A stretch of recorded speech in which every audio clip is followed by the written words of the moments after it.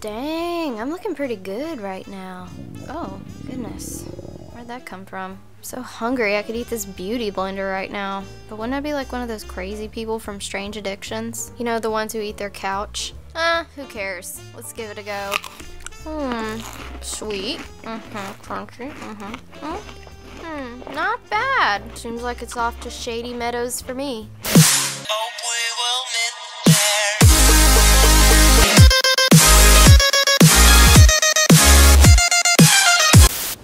Yeah. Hey glitter critters, it's Breland here, don't hurt me. Welcome to my gorgeous vanity room. This is what I wish my life looked like. This is what my life actually looks like.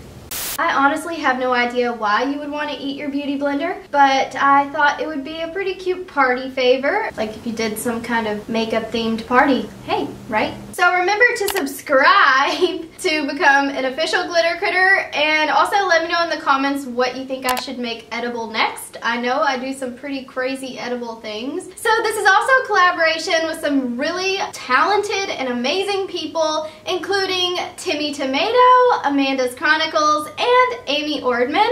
All of us created some pretty ridiculous DIY edible tutorials. I'll be sure to link all of their videos in the description below. Make sure you go watch them, and also don't forget to subscribe to their channels. So now let's go ahead, let's get into the videos, because you know what? You never want to miss how to make your beauty blenders edible. Just to kill your curiosity, yes, these actually taste pretty good, minus all the makeup that managed to get all over mine after my amazing acting job in the intro. Thank you, thank you. Don't clap too hard now. To start off, I'm making the mold of the beauty blender using some fancy pre-made Rice Krispie treats. All I did was squish the heck out of these things using my powerful hand strength to make it snap, crackle, and pop into submission. And after warming it up with my hands, it melted all the grease that they put on these buttery rice blocks. And you know what? I bet this is what Paula Deen counts as a vegetable. Anyways, just keep molding it until it starts to look like a beauty blender. And y'all, I don't know why my hands look so red. I mean, they're like a newspaper. Get it? Because newspapers are red? I'll stop. So after making 5 of those, I put them in the fridge to chill and harden up a bit, and now I'm making the fondant dough, or whatever it's called. This ain't no cooking show, don't expect anything. So next I put some powdered sugar in the bowl, no measurements required. Again, not a cooking show.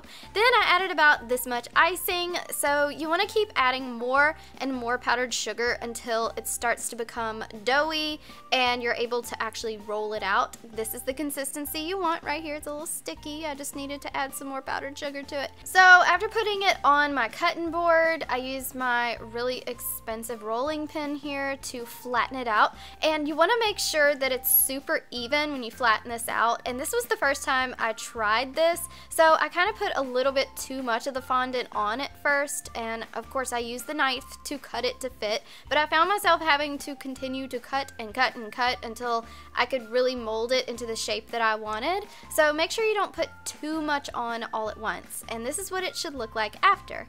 So because I wanted it to have that sponge texture, I used a real sponge to give it those spongy indentions. And then because I thought the white one was like way too plain, I decided to add some gold luster dust. So now it just looks like a golden Easter egg. So I was gonna go back and like redo an entire dough with just this black food coloring, but hey, I decided to just add it to the white dough that I had left because I had a lot of this left.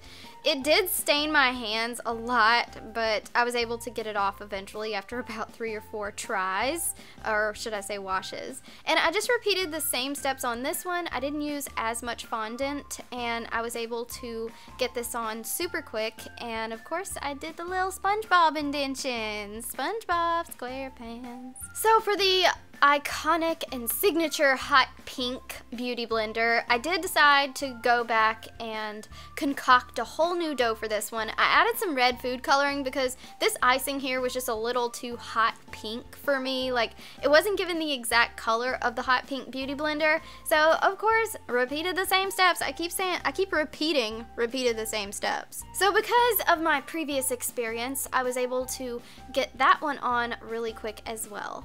So for this last one, this is the marbled one. I was just having fun at this point. I decided to just take all 3 of those doughs, including just a little bit of the blue icing to create the marbled one. And then for this last one, this was on a whim because I noticed this purple one I made, it was just boring, so I just stuck a bunch of sprinkles on it. That's all you gotta do in life. If something looks boring, just glue a bunch of glitter or sprinkles onto it and you are good. I know this is such a weird DIY, but it's definitely a novelty item you could use to prank your friends or actually use it as a party favor.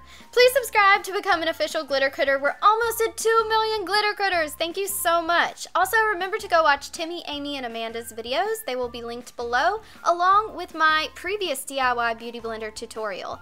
Thanks so much for watching and have a glitterful day. I love you. Bye.